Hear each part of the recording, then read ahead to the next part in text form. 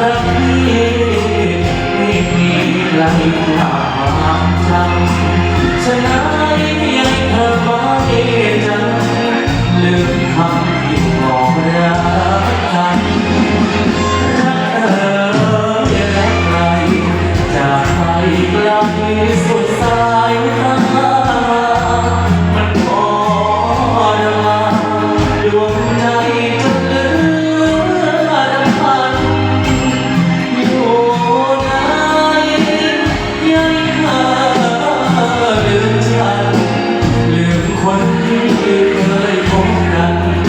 ลืมวันที่ฉันสุขใจยืนดัง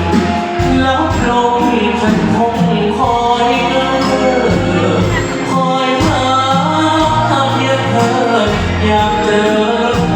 ดวงใจจะได้ว่าฉันที่ทำแน่เกินไปฉันรักเธอเท่าไรต้องมาทำไม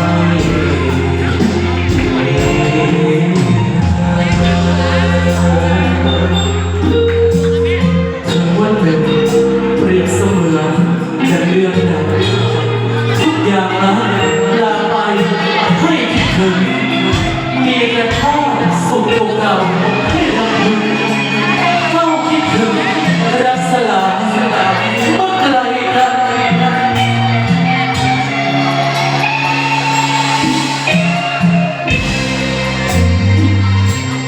เดินดังลับลงจนคงคอยเธอ